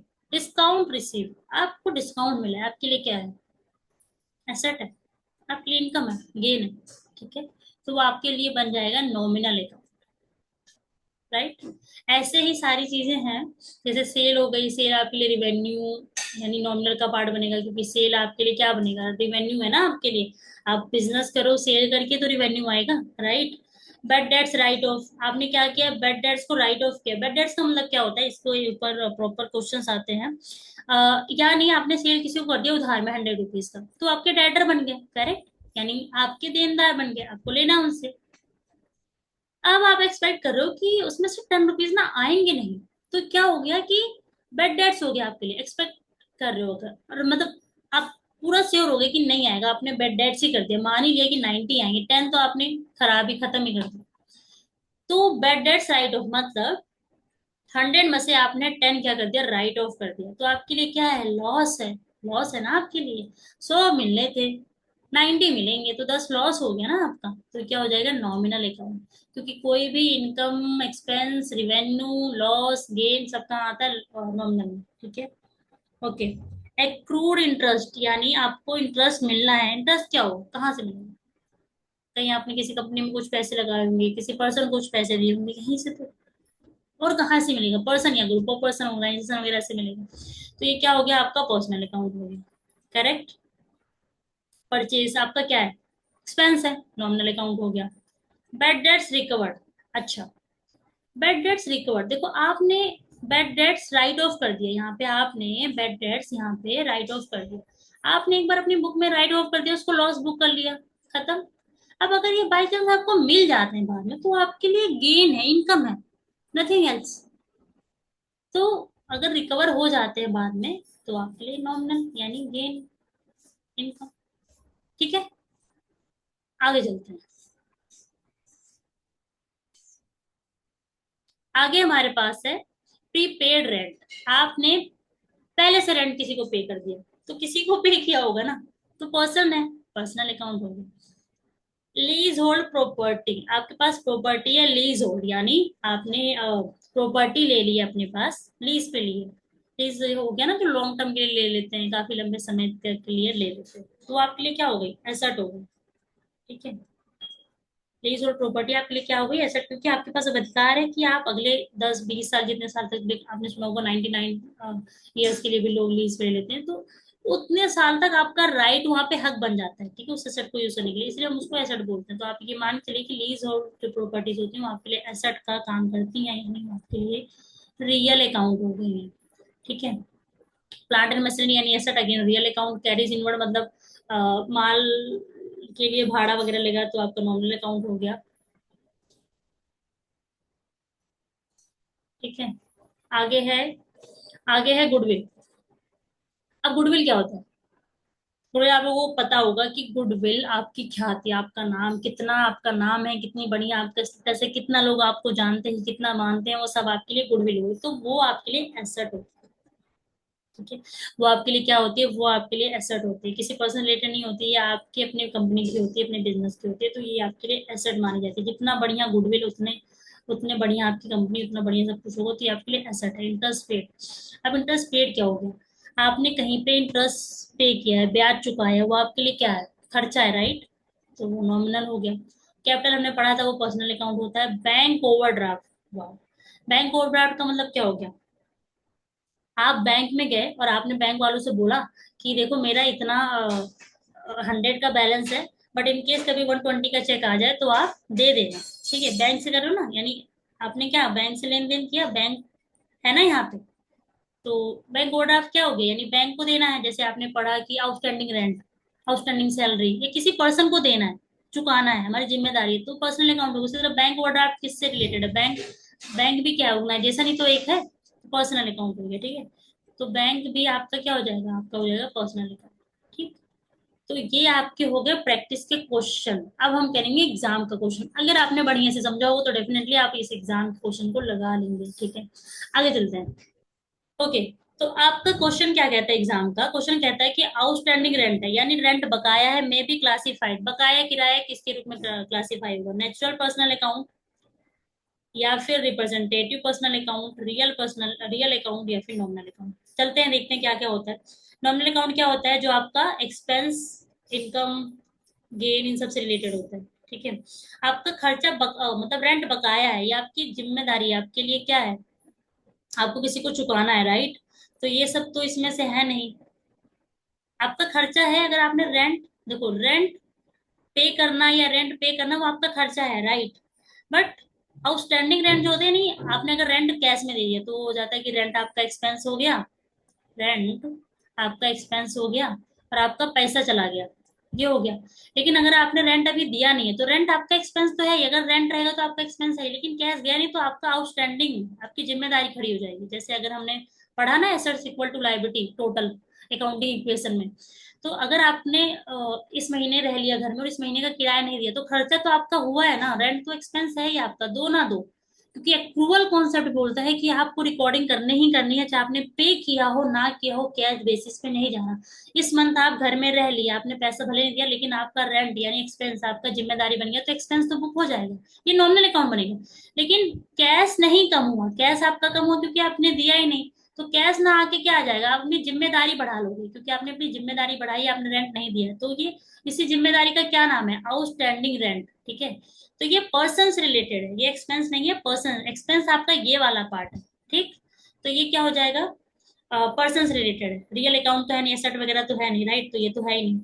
अब नेचुरल में और उसमें देखो, इन दोनों, ये दोनों जो है ये ब्रॉडर कैटेगरीज की क्या, पर्सनल अकाउंट। ठीक है, अब पर्सनल ना देके इन्होंने इसको बाइफरकेट कर दिया कि नेचुरल है, नेचुरल मतलब राम श्याम सीता गीता, ये सब, एंड रिप्रेजेंटेटिव मतलब है कि पर्सन या ग्रुप ऑफ पर्सन, यानी किसी को आपको रेंट देना है, तो ये आपका क्या होगा, रिप्रेजेंटेटिव पर्सनल अकाउंट। ठीक, आगे चलते हैं। आपका नेक्स्ट क्वेश्चन क्या है, नेक्स्ट क्वेश्चन कहता है goodwill account is an, goodwill खाता क्या है, पर्सनल अकाउंट है, रियल अकाउंट है, नॉमिनल है, या फिर एक्सपेंस अकाउंट। अच्छा देखो, एक्सपेंस अकाउंट जैसे तो कुछ होता ही नहीं है, ठीक है, एक्सपेंस इसी का पार्ट होता है, नॉमिनल का, राइट। तो एक्सपेंस है नहीं ऑलरेडी गुडविल, तो नॉमिनल का पार्ट भी नहीं है। पर्सनल अकाउंट मतलब किसी व्यक्ति विशेष से रिलेटेड नहीं है ये आपका है रियल अकाउंट, ये आपका एसेट है, ठीक है, आपका इंटेंजिबल एसेट है, तो ये आपका रियल अकाउंट होगा, राइट। आगे बढ़ते हैं। आगे क्वेश्चन क्या कहता है आपसे, आगे क्वेश्चन कहता है income and expenditure account is, ओ पूरा इनकम एक्सपेंडिचर अकाउंट को ही पूछ लिया, इनकम एक्सपेंडिचर नाम बता रहा है भाई, नॉमिनल अकाउंट है, राइट, नॉमिनल अकाउंट हो गया आपका, ठीक। इनकम एक्सपेंडिचर गेन लॉस सब नॉमिनल। आगे बढ़ते हैं अगर हम, देखिए सब आपके क्वेश्चंस हैं एग्जाम के, राइट, ये सब आपके एग्जाम्स के क्वेश्चंस हैं, इसलिए ये इंपॉर्टेंट है, डायरेक्ट क्वेश्चन आते हैं इससे। आगे कहता है कि which one of the following statement is correct about the income and expenditure account, income and expenditure account के बारे में कौन सा स्टेटमेंट करेक्ट है। Income and expenditure is a real account, क्या वो रियल अकाउंट है, रियल अकाउंट तो मतलब एसेट होता है, तो क्या वो है, नहीं, तो ये आपका गलत हो गया। It is a personal account, किसी पर्सन से लेन देन है, नहीं। It is a nominal account, correct, this is a nominal account, this is the correct answer. Representative नहीं है, किसी व्यक्ति भी विशेष से लेन देन का नहीं है। ओके, तो हम करेंगे थोड़ा सा सिंपल वे, जो मॉडर्नाइजेशन मॉडर्न वे है, जो हमने ऊपर पढ़ा, लाइक जैसे अगर रियल अकाउंट है या फिर पर्सनल अकाउंट है, तो आप debit the receiver, credit the giver, या उसका रूल है। अगर रियल अकाउंट तो debit what comes in, credit what goes out, उसका रूल है।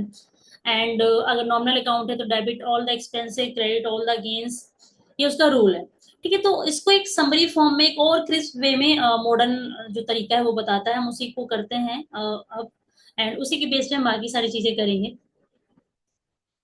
तो बट क्योंकि एग्जाम में अगेन दोनों आ सकता है, उसके रूल्स पूछ सकते हैं, तो वो मैंने बता दिया। बाकी आप एंट्री करते समय कौन सा प्रोसेस करते हो, मॉडर्न वाला तरीका प्रोसेस करते हो या फिर ट्रेडिशनल वाला, वो आपके ऊपर बेस है, ठीक है।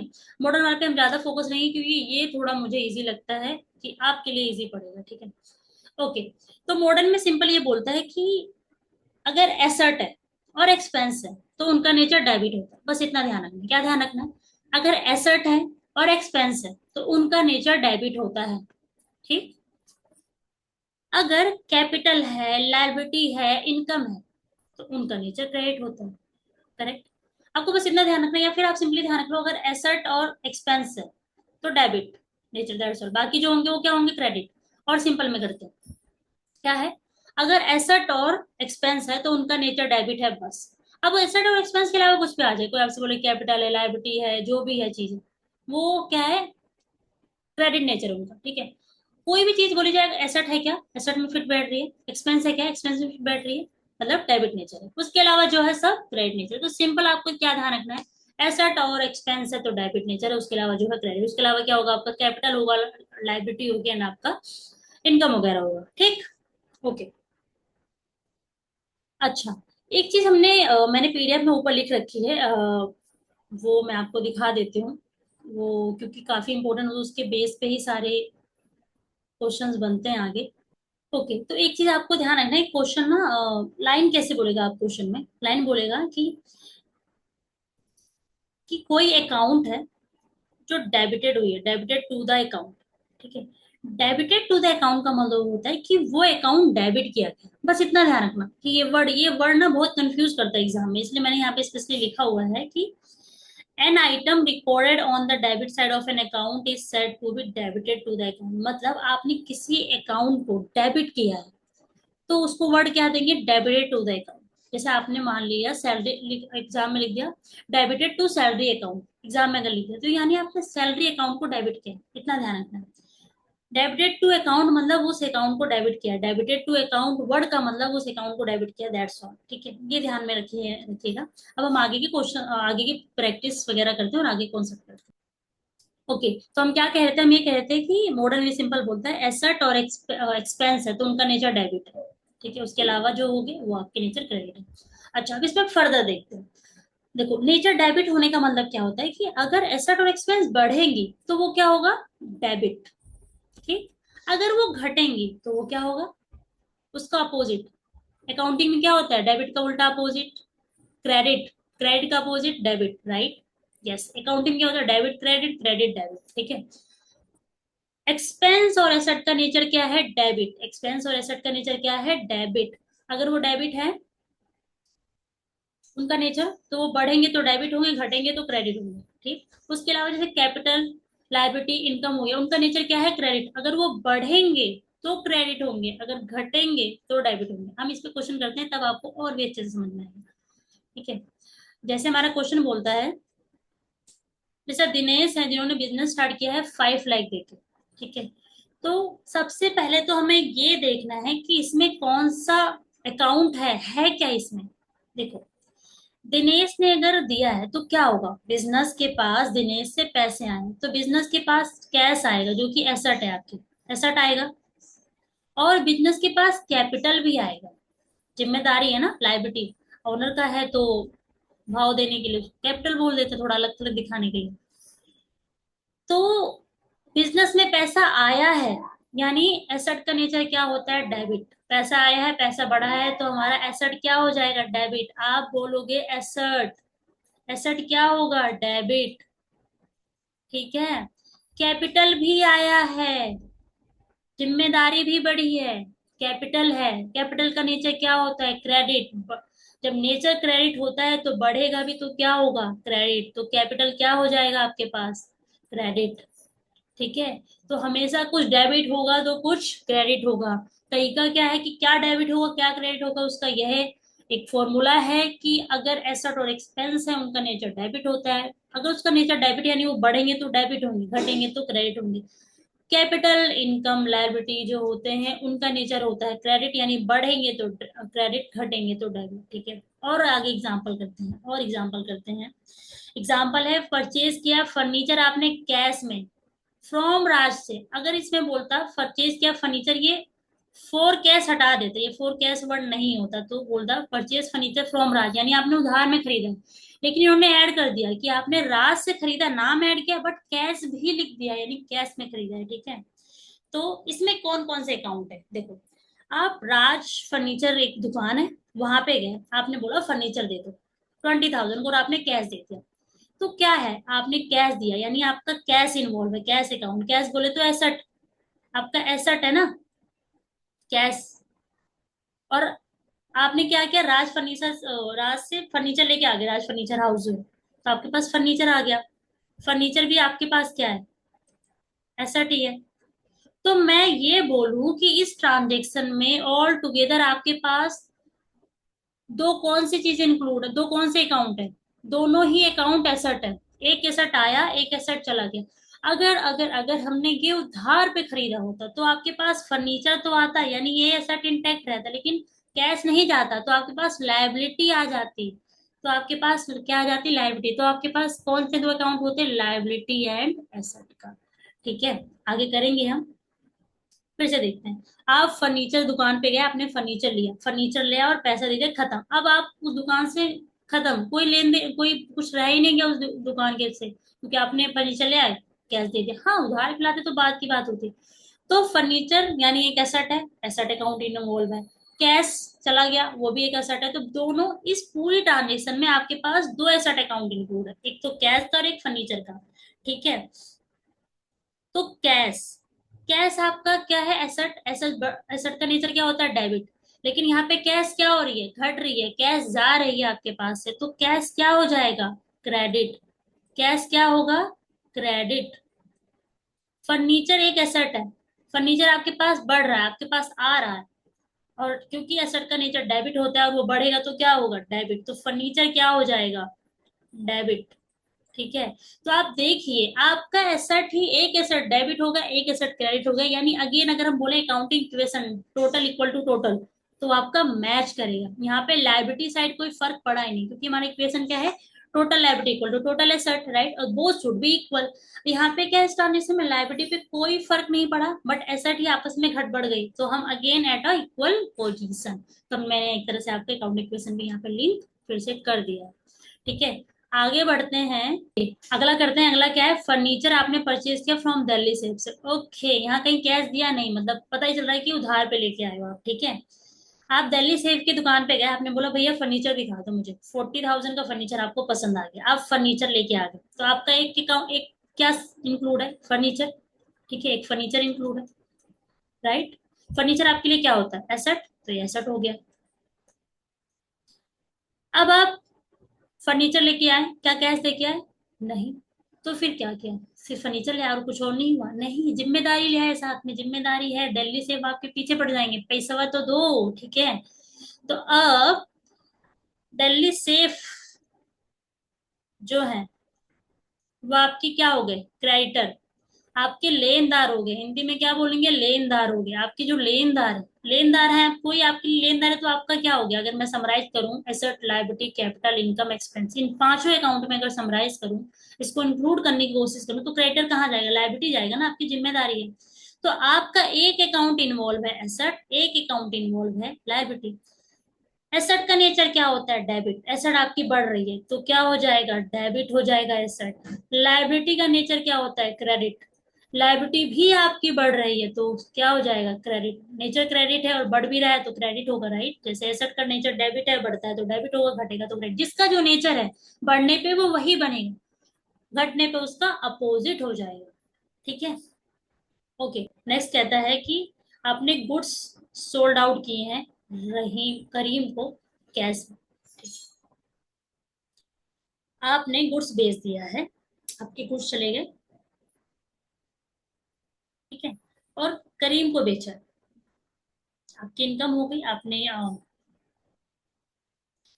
करीम को बेच दिया तो आपके पास कैश आ जाएगा, क्योंकि आपने बेचा है 25,000 का, तो ये आपके लिए क्या होता है, ये आपके लिए होता है एसेट।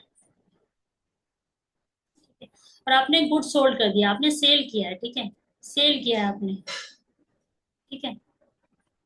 अब इसमें आप ये बोलोगे आपने सेल किया है, तो सेल आपके लिए क्या हो गई, अगर आप बोलो सेल आपके लिए इनकम हो गई, ठीक है, तो आप बोलो सेल आपके लिए इनकम हो गई, तो इनकम का नेचर क्या होता है, क्रेडिट, ये आपके लिए क्या हो गई, इनकम हो गई, आपके लिए रिवेन्यू है ना, इनकम है, इसका नेचर होता है क्रेडिट।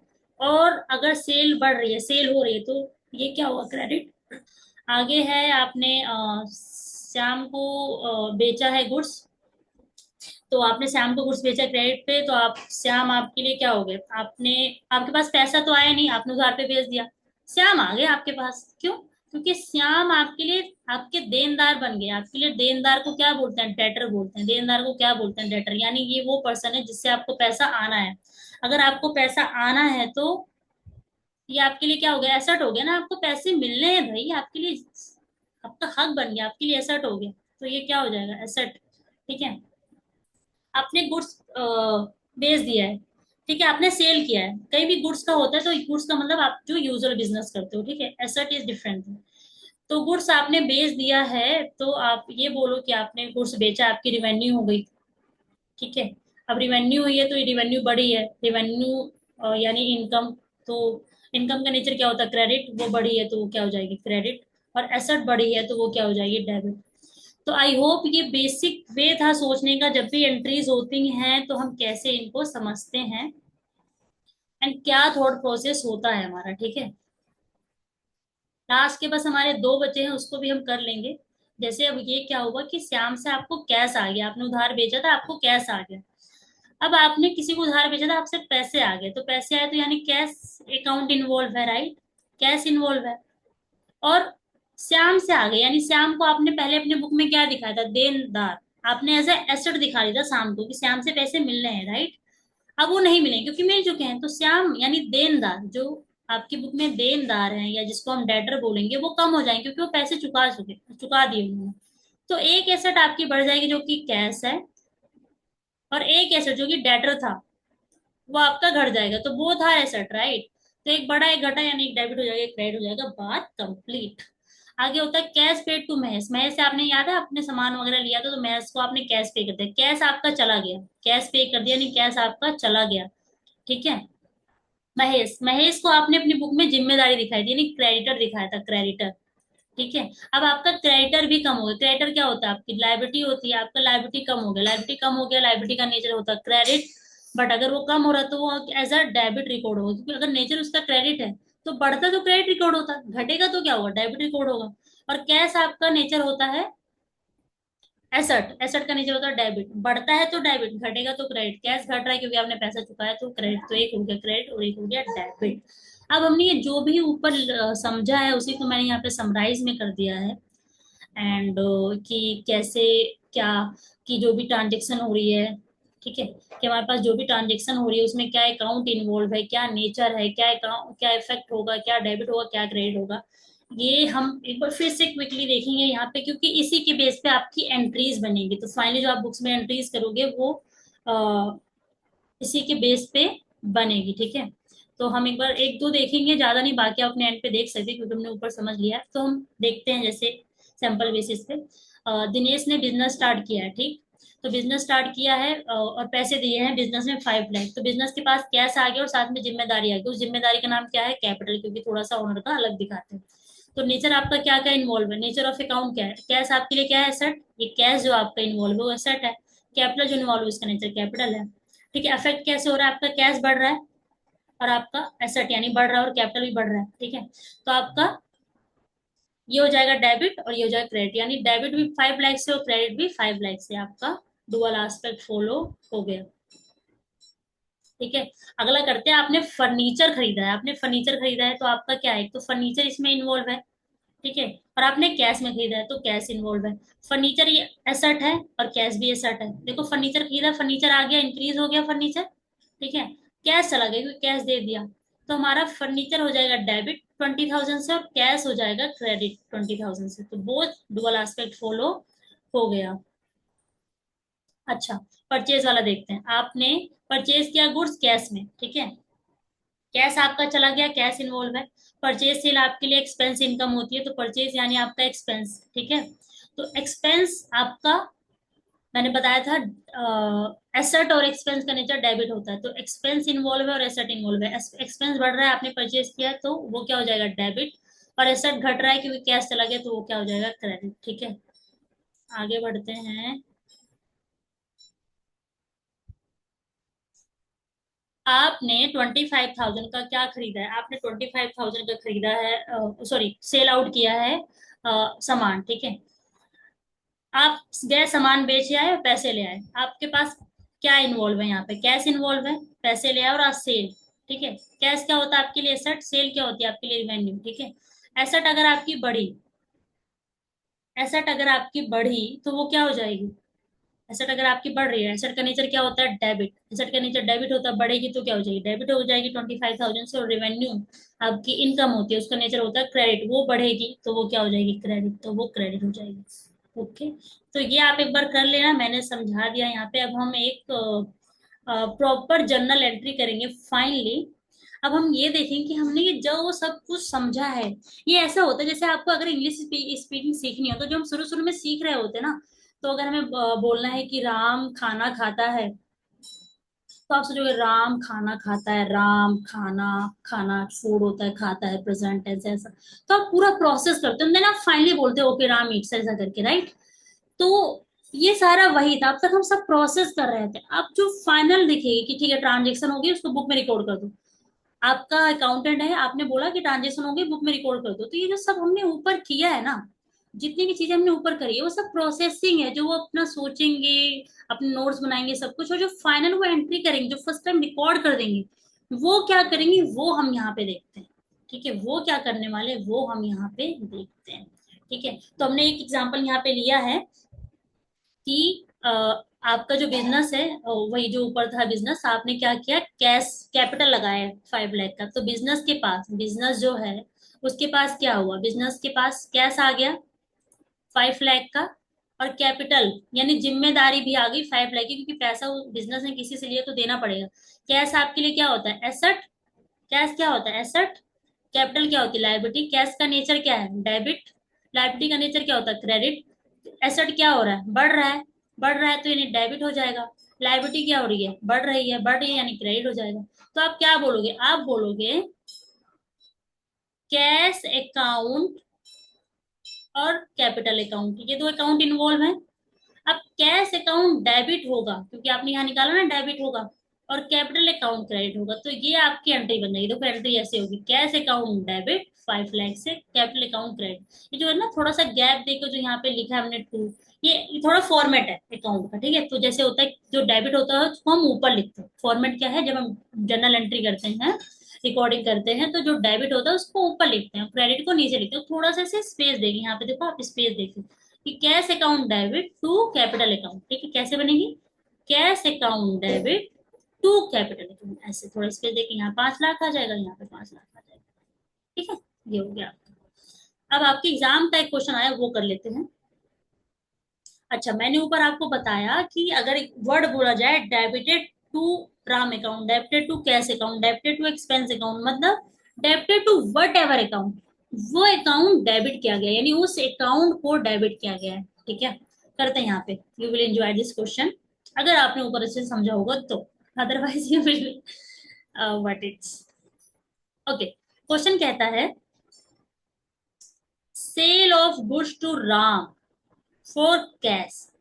आपने, देखो, कैश में बेच दिया ना तो अब तो झंझट ही खत्म, राम को बेचा, श्याम को बेचा, दुनिया जहान को बेचा, कोई दिक्कत नहीं है, कैश में बेचा, बात खत्म। आपने कैश में बेचा, आपके पास कैश आ गया होगा, राइट। और आपने सेल करी है, और परचेज आपका रेवेन्यू होता है, सेल आपका रेवेन्यू होता है, परचेज आपका एक्सपेंस होता है। नॉर्मली जो आप सेल परचेज अपने बिजनेस में कर रहे हो, दैट इज योर एक्सपेंस और रेवेन्यू, ठीक है। और आपने सेल करी है, ये दो चीजें इन्वॉल्व है। अगर आपसे कोई बोलता है आपने राम को सेल किया है कैश में, तो आपके दिमाग में क्या जाएगा, दो चीजें इन्वॉल्व है, सेल किया मैंने, पैसा है मेरे पास और मैंने सेल करी है, दो दो ही चीज है। कैश आपके पास क्या है, दो ही अकाउंट इन्वॉल्व है ना, कैश आपका एसेट है, सेल आपका क्या है, आपका रेवेन्यू है। एसेट का नेचर क्या होता है, डेबिट। रेवेन्यू का नेचर क्या होता है, क्रेडिट। एसेट बढ़ रही है, पैसा आया है, ठीक है। और रेवेन्यू, रेवेन्यू क्या हो रही है, बढ़ रही है, तो ये क्रेडिट ये भी हो जाएगी। तो अगर मैं इसकी जर्नल एंट्री बनाऊं तो मैं जर्नल एंट्री क्या बनाऊंगी, डेबिट क्या होगा, कैश, तो कैश ऊपर रहेगा, कैश अकाउंट डेबिट, यानी कैश के अकाउंट को डेबिट किया जाएगा टू रेवेन्यू या टू सेल, टू रेवेन्यू लिख दीजिए या टू सेल लिख दीजिए, वो क्या हो जाएगा, क्रेडिट, ठीक है। तो कैश का अकाउंट डेबिट हो रहा है तो हम क्या बोलेंगे, डेबिटेड टू कैश अकाउंट, ठीक है। कैश का अकाउंट डेबिट हो रहा है तो हम इसको क्या बोल सकते हैं दूसरी लैंग्वेज में, debited to cash account. Sale का अकाउंट क्रेडिट हो रहा है तो हम बोल सकते हैं क्रेडिट टू सेल अकाउंट, ठीक है। तो क्वेश्चन ने क्या बोला कि आपने गुड सेल किया है राम को for cash, is debited to what, debited to Ram account, debited to cash account, यानी क्वेश्चन क्या बोल रहा है, किस अकाउंट को डेबिट करेंगे, ठीक है। आपके एग्जाम में क्वेश्चन ऐसे ही आते हैं, इसलिए ऐसे ही प्रैक्टिस के लिए दिया है। क्वेश्चन पूछेगा कि दिस डेबिटेड टू, जैसे ही क्वेश्चन ये पूछा आपको क्या ढूंढना है कि किसको डेबिट करना है। क्वेश्चन ने बोला क्रेडिटेड टू, यानी किसको क्रेडिट करना है ये। तो क्वेश्चन ने यहाँ क्या पूछना चाह रहा है, क्वेश्चन पूछना चाह रहा है कि इस ट्रांजेक्शन में आप किसको डेबिट करेंगे, हमने किसको डेबिट किया, कैश को, तो आपका आंसर क्या हो जाएगा, कैश, ठीक। आई होप आपको समझ में आया होगा। एक नेक्स्ट देख लेते हैं हम, क्वेश्चन क्या कहता है, withdrawal of cash from business, cash से बिजनेस से आपने कैश निकाला है, किसने, प्रोप्राइटर ने, ओह, प्रोप्राइटर ने बिजनेस से कैश निकाला है, बिजनेस है प्रोप्राइटर अलग है एज पर बिजनेस एंटिटी।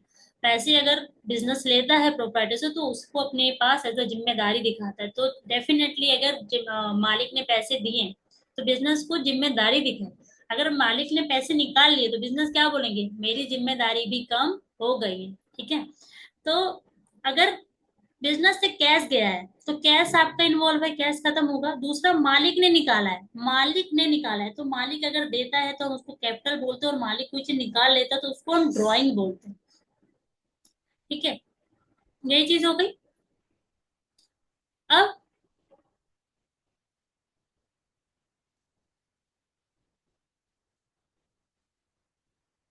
ठीक है। और ये जो ड्राइंग होता है ना, ये जो ड्राइंग वर्ड होता है, इसकी वजह से आपका कैपिटल क्या होता है? अच्छा, मैं ये बताइए, अगर मालिक ने ड्राइंग करी, मतलब मालिक ने गुड्स निकाल लिए, कैश निकाले, कुछ भी, तो कैपिटल पे क्या इम्पैक्ट पड़ेगा? कैपिटल कम हो जाएगा, क्योंकि बिजनेस को जब पैसे दिए थे मालिक ने, तो बिजनेस ने अपने पास एज लाइबिलिटी दिखा ली।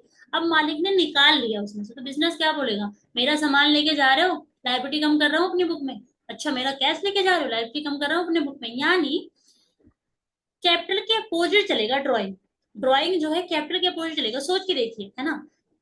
ड्राइंग का मतलब क्या हो गया? मालिक द्वारा निकाला गया कुछ भी, कैश या गुड्स। तो ड्राइंग क्या करेगा? आपकी कैपिटल को क्या कर देता है? डेबिट, आपकी कैपिटल को घटा बढ़ा देता है, ठीक है, घटा देता है बेसिकली।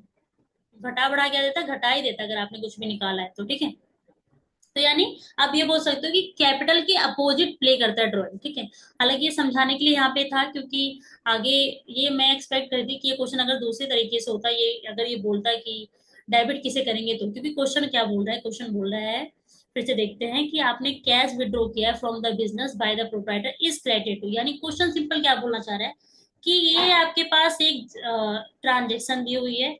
अब बस आप ये बता दो भाई कि इस ट्रांजेक्शन में क्या क्रेडिट करना है, किस अकाउंट को क्रेडिट करना है, बस। क्वेश्चन ने क्या बोला? ये आपके पास एक ट्रांजेक्शन दी है, ये बता दो इस ट्रांजेक्शन में क्या क्रेडिट करना है, बात खत्म। बस इतना पूछना, ठीक है। तो आप बोलोगे कि कैश निकाला गया है। कैश क्या होता है? एसेट होता है। कैश एसेट है। कैश कम हुआ क्योंकि निकाल लिया गया। कैश कम होता है वो एसेट होता है, एसेट का नेचर डेबिट होता है, लेकिन वो घटा है तो क्या हो जाएगा? क्रेडिट। यानी हम कैश को क्रेडिट करेंगे। तो आप फटाफट ये आंसर लगा के आगे बढ़ सकते हो, ठीक है। लेकिन मैं ये समझाना चाह रही हूँ कि अगर ये पूछता कि डेबिट किसे करोगे, तब ये बात आती कि डेबिट किसे करेंगे, ड्रॉइंग अकाउंट को डेबिट करेंगे, ठीक है। क्योंकि बिजनेस पैसे जब मालिक कुछ देता है तो कैपिटल ट्रीट होता है, जब मालिक कुछ ले जाता है बिजनेस निकाल, तो ड्रॉइंग ट्रीट होता है, ठीक है। तो ड्राइंग, जो ड्राइंग ट्रीट होता है, तो अगर मालिक ने पैसा निकाल लिया तो ड्राइंग, यानी बिजनेस में जो ड्राइंग नाम की चीज है, जो ड्राइंग क्या होता है? जो मालिक के थ्रू निकाली गई चीज है, वो बढ़ी है ना, वो क्या हुई है? बढ़ी है, ठीक है। तो वो क्या हो जाएगी? डेबिट हो जाएगी, राइट। तो ये अगर ये डेबिट बोलता तो आप ड्राइंग करते, बट अभी ये इसने क्रेडिट बोला है, तो आप इसको कैश अकाउंट कर दोगे। अच्छा, ड्राइंग का मैंने नेचर आपको ऊपर बताया है कि नहीं बताया? ड्राइंग का नेचर ऊपर, 1 सेकेंड, मैंने लिखवा तो दिया है ना आपको। अच्छा, मैंने ड्राइंग ऊपर लिखवाया नहीं है, कोई बात नहीं। बट जैसे मैंने यहाँ पे समझा दिया कि कैपिटल जो होता है, कैपिटल के कोरस्पोंडेंस में आपका ड्राइंग होता है, जो कैपिटल है उसी के कोरस्पोंडेंस में आपका ड्राइंग होता है, राइट। कैपिटल मतलब मालिक ने पैसा दिया है, बिजनेस में बढ़े हैं सब कुछ, पैसा वैसा दिया है, ड्राइंग मतलब उसमें से निकाल लिया, तो आपस में दोनों सेट ऑफ होंगे, नेट ऑफ होंगे, राइट। तो नेट ऑफ होने के मतलब कैपिटल का जो नेचर होगा उसी का अपोजिट ड्राइंग होगा। तो आप ये तो लाइक अगर आप ये कॉन्सेप्ट रखेंगे कि कैपिटल मतलब होता है मालिक ने पैसा लगाया, ड्राइंग मतलब मालिक ने निकाल लिया, तो यानी नेट मालिक का कैपिटल ही इंपैक्ट होगा, कैपिटल ही उससे घटेगा। तो जो कैपिटल का नेचर होगा डेफिनेटली उसका अपोजिट नेचर होगा, तभी तो घटेगा उससे, राइट। तो यस, इस वे से आप चलें तो कोई दिक्कत नहीं होगी। बाकी आई थिंक कॉन्सेप्ट से क्लियर रहेगा, तो आप आराम से मान के चलिएगा कि कैपिटल है ड्राइंग, यानी मालिक ने पैसे निकाला तो ड्राइंग का कैपिटल कम हो जाएगी, तो that is opposite of the capital, ठीक है। और ये क्वेश्चन में जैसे कैश अभी अगर डेबिटेड वो पूछता तो आप ड्राइंग अकाउंट कर देते, ठीक है। आगे बढ़ते हैं,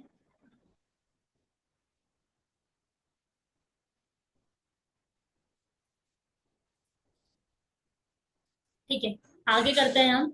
आगे हम करते हैं, which of the following account has a credit balance.